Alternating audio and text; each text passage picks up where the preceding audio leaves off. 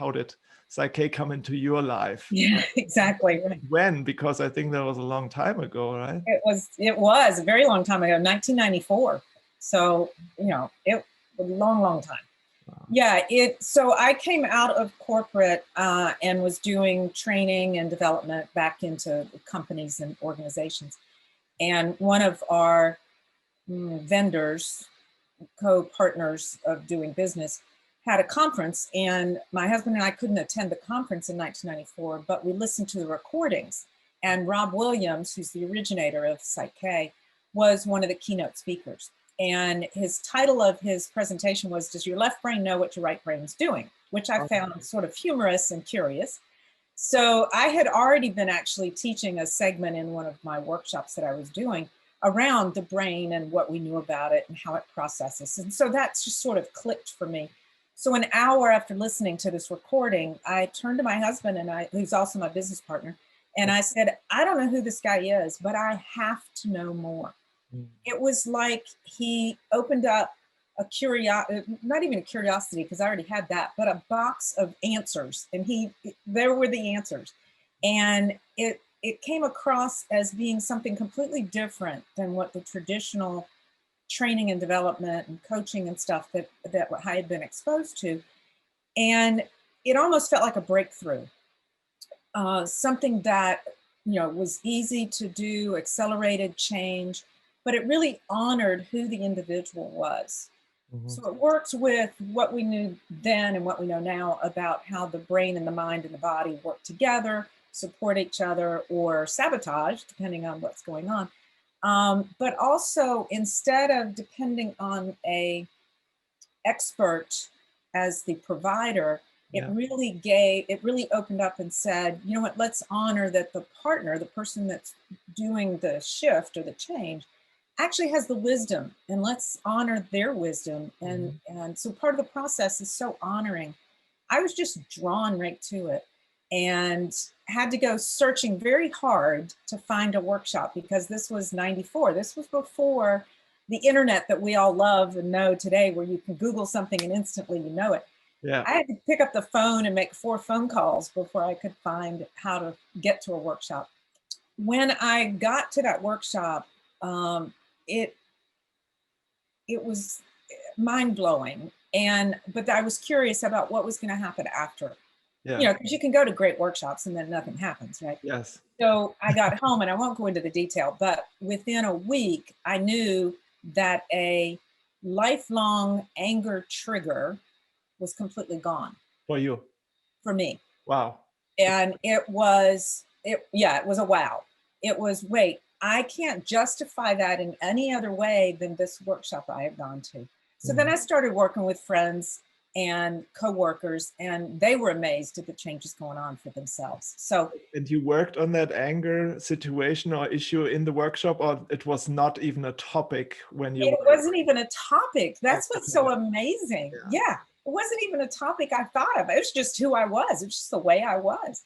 And then when it went away, I'm like, wait. And so we call those secondary gains, because you know, it's a benefit. Instead of a side effect, you get side benefits when you do this work.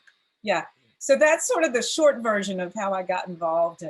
And the rest, I say, is history, because I've been involved since 94. So there's a lot between that and now, but it's been amazing. It's been amazing. So the starting point, that's interesting. So it was the right and left brain situation, right, that got you intrigued, and then finding out where you can actually learn that. And back in 94, there were workshops available? Because I think only the originator taught, and he only taught in Denver, which is where he lived. So I flew to Denver, which is another one of the aspects of this, because even though I came across as being very confident, I actually was very low self-esteem at that time.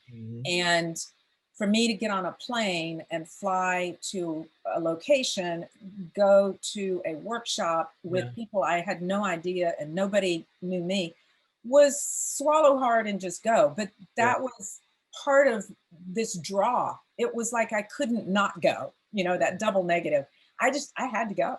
Yeah. And you know, it was like finding home. It was like finding the missing part of myself. And Mm. I knew this was what I was supposed to, well, I didn't know it at that time, but now I know this is what I'm supposed to be doing.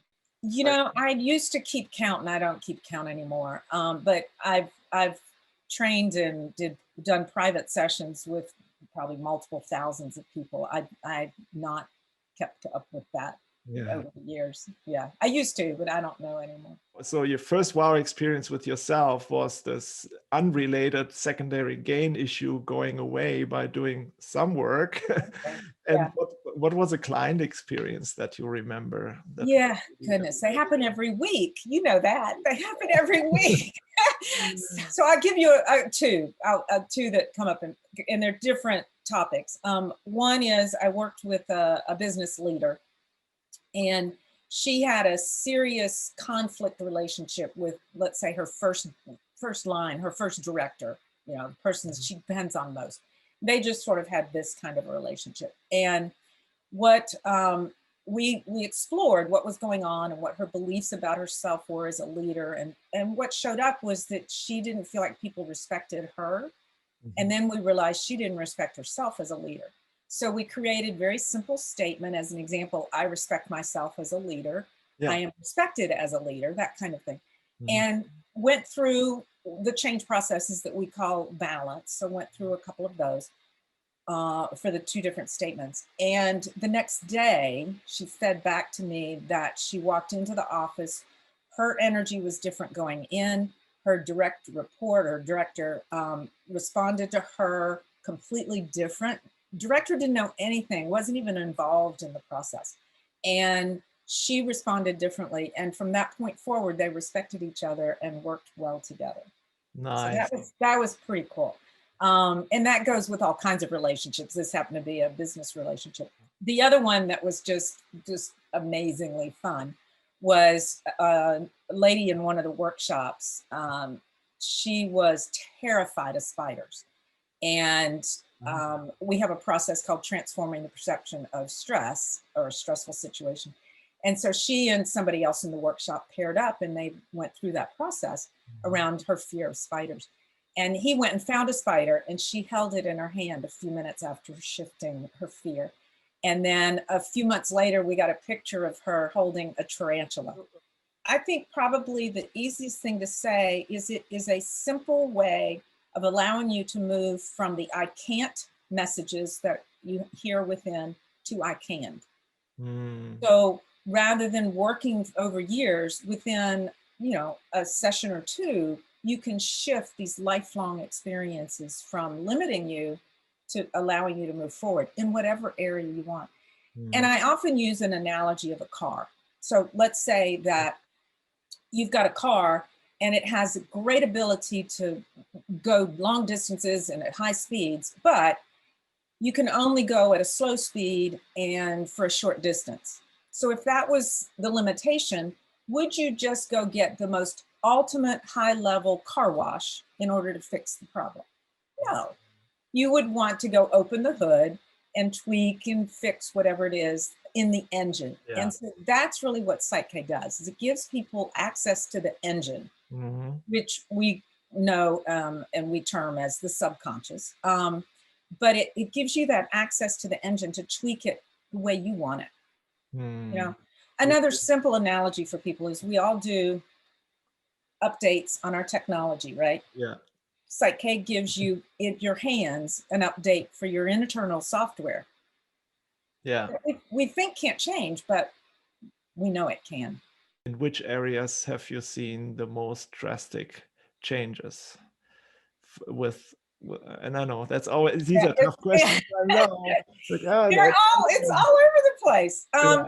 And I think that's part of the problem is people are like, wait, it can't address all of this. Yeah, but exactly. Because we're not washing the car. We're not looking at the surface. We're going underneath and working at the level that is the origin of our behaviors and our actions. So yes, it can address a whole lot of things.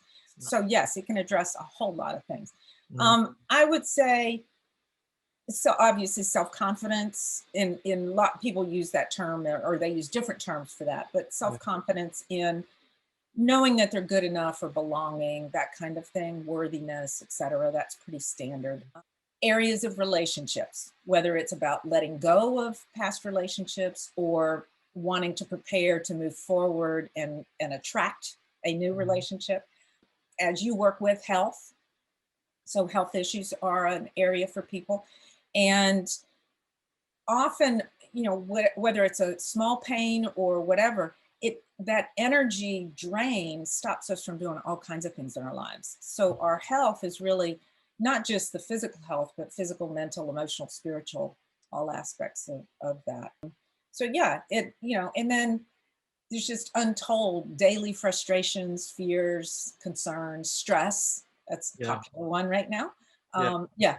So it goes all over the place. Yeah. Okay. Yeah. It's really universal. That's what I It absolutely hear, is. right? Yeah. Very Yeah. universal. We do not relate to it as a therapy or counseling because you know, I come out of the business arena, so I have no credentials in that world. However, what we do is we work it's an invitation for someone to find who they are within. Mm-hmm. So, you know, we probably should come up with a new name. We'll just start a new tag on it, right? The idea is that we're giving people the keyboard, we're giving people the access to their own power. And we are guides. We're just holding the space and we're guides for them. So I call myself a results catalyst because I don't make the change. I just help you find what you need to tweak to activate the change within yourself. I was already a corporate consulting and coaching, you know, but when I found, or PSYCH-K found me, my initial reason for going was I was going to bring it back to my clients, my corporate clients. And when I figured it out, I discovered, oh, there's a whole lot more that I personally needed to balance and to shift before I could take it to the corporate arena. So that became number one. And then I became an instructor. And so have enjoyed that for many years. But we also realized that most of us spend a lot of our time at work in an organization, you know, outside of 2020 where we couldn't go into our offices. But the idea of the amount of time we spend at work needs to be an up-leveling, needs to be an enjoyable, high energy, supportive place that's doing good in the world, that's making an impact in whatever way that is. One of the passions that we have around PERK, which is also now being known as PSYCH-K for Business, is to invite organizations to change the way they think about business, the assumptions of the rules of business, the dog-eat-dog world. If you win, I lose. You know, we got to change that whole paradigm, that whole level of hundreds of years of assumptions, and shift it to a new way, which is being spoken about, but often not integrated at the subconscious. So, you know, the B Corps and the conscious company, conscious capitalism, et cetera, is phenomenal opening of this and the languaging that's coming from them. But what I would invite the challenge of is you can talk it, but do you actually have it down at the subconscious level where you are truly walking your talk? And that's where PERK or PSYCH-K for Business can fit into that. It's talking it, it's conscious conversation. It's a lot of exercises, a lot of great ideas and awareness, but that's where it stops. And what we want to get people to understand is get the awareness, get that education, yes, and then let's go to the next step, which is integrating that awareness at the subconscious so that you don't have to have coping and adapting mechanisms. You don't have to be reminded. You just now are acting differently. Like when I came back from the workshop and this trigger of anger that I'd had all my life was just magically gone. You know, I didn't have to remind myself, okay, tap on your, you know, hand so you don't forget that you're not supposed to get angry, you know, or pop. When I was growing up, it was pop a rubber band to remind yourself to do X. That's because you're not shifting at the subconscious level. And that's the magic that, you know, part of the magic of what we bring is an alignment between what you consciously say you want, what your subconscious belief is, and you need that because it's 5% conscious, 95% is subconscious. But then we also have a framework around it, which is spirit. Yeah. And that's defined however an individual wants to define it. So we call it superconscious, but it's whatever spirit version or the highest version of yourself you want to think about. And when you bring all three of those together, it's a very sturdy stool. So, it's a triad of support. One of the blessings in my life, and I'm sure you would say the same, is the fact that we have PSYCH-K literally at our fingertips. Yeah. And so for those that are listening to this, do you be open and curious. Is it possible that you could shift something that you've been struggling with? Yes, it's possible, but you need to be open and curious to the idea, to the possibility of it, and then reach out to somebody, whether that's to Lars or myself or whomever you connect with around PSYCH-K, is reach out and explore it. Because the idea is we have so much more greatness within us than we think we do. Right? But there's a little light that's in there that says, I'm here, just, let's get all this garbage of limiting thinking out of the way and then let me shine. And so anyone that's stepping towards this, they can feel it or sense that inner knowing that says there's a way that this can shift. I can become more of who I am. And really that's what PSYCH-K brings, is the gift to allow you to connect with that inner essence of who you are. Mm-hmm. So, you always have to start with yourself.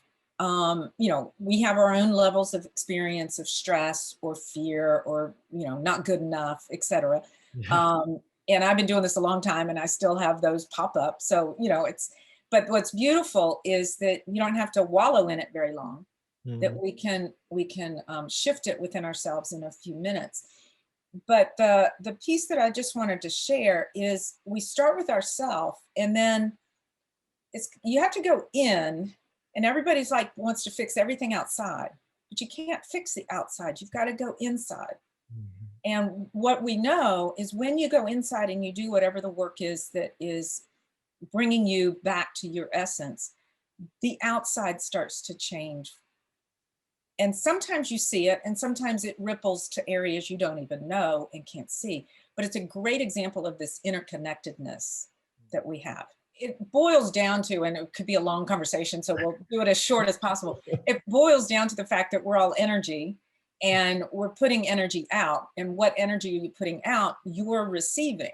And so if I put out, I'm not respected, or you don't respect me, then if it resonates with the fact that you think, well, you don't respect yourself, so I can't respect you, then we have this resonance and there's no respect. Resonance. But if I shift and I respect myself and I honor myself as a leader, whatever it is that we're working with, then I now am putting out a completely different vibration, a completely different energy. And you may not have any clue, but you're like, I see you differently. It's like when someone enters the room and you pick up the energy without them even having said a word, right? Exactly, right. How many times have you walked into an event trying to figure out where you want to sit, and you're like, no, I don't want to sit over there, I'll sit over here. And you end up meeting a really cool person. It's that energy, it's beyond what we tend to physically measure. It's an energetic connection or a vibrational connection. The metaphor or the example would be the crystal glass that someone, when you do a particular vibrational energy to that crystal glass, it explodes. All right, so there's a resonance or a dissonance that occurs. It's the same thing with us. One of the beautiful things about PSYCH-K is it empowers the individual. So absolutely, it's about power, but it's not about power over others. Yeah. It's about power within yourself. And getting out of well, I wish they would change. I wish they wouldn't do X, whatever it is. Yeah. And as long as we're judging someone outside ourselves, we're causing a lower vibration, a lower perception of ourselves. So anybody that triggers you, what we share in the PSYCH-K arena is let that be a mirror, that there's something within you that could learn from that could shift around that. And when you do your own work, other people just miraculously don't bother you anymore. They may still do the same behavior, but they don't bother you anymore. It's like your perception is from the lowest part of a mountain where everything is kind of there in front of you, to you go up the mountain and you look down, you go, oh, that wasn't such a big boulder after all. It's, it's from a different perspective. We have instructors that live in 13 different countries. Yeah. And from there, they've trained all over the place. I personally, I live in the US. I've taught on 6 continents in 22 countries. So you can see, 13 different countries moving out like that. I've done 22 from the US. So I have no idea how many. That is fine. I think, that gives already a perspective. It's really out there. It's not just something that somebody came up with and a few people. I mean, there's a lot of manpower behind PSYCH-K and the organization, right? Yeah. Well, 2 things. One, Rob started teaching in 1988. And then in 1997 is when he had the first instructors, which I was one of the first in the world to teach. So as one person, he couldn't go very many places. He's just taught in Denver and a few other places. But once he started to have instructors, then it started to go more worldwide. And we have, instructors around the world. We have facilitators like yourself around the world. We've got clients that we've worked with, partners all over the world. And then what people say is, well, wait, how come we haven't heard of it? And it's interesting because energetically, and it's probably your experience just like it was me. Well, mine was, different than it is today. But what people have shared with me recently is I just was on the YouTube web, moving through different references, and I saw PSYCH-K over here, and then I saw PSYCH-K over here. And it's like, when you're ready, it comes into your world. Yeah, that's a good way to put it, I think. Yeah. When you're ready. But it's an energetic, it's not like, yes, there's a lot of people in the world that have experienced it, and a lot of people in the world that, have been exposed to it. But it's not just a physical manifestation. It's also an energetic when you're ready. Kind of when your consciousness, the old adage is, when the student is ready, the teacher appears. That's sort of the way this works. PSYCH-K can help you in whatever level you're at. Again, as long as you're open and curious. But if you need to have some self-improvement, like around a relationship or grief and loss, or, feeling more confident, absolutely, we can help. But the greater purpose of PSYCH-K is to remind us of our true essence, to bring us back to our, however somebody's comfortable with it, but to our spiritual sacredness. And in doing so, we realize that this isn't all about self-help or self-improvement. Yes, that's an entry. It's actually more about self-actualization and transcending the separation. You're different from me, transcending that and moving back into the beautiful concept of oneness. Thank you so much, Robin. This was very enlightening. And thank you for your time. Yep, you're very welcome. Thank you. Thank you for asking and for sharing.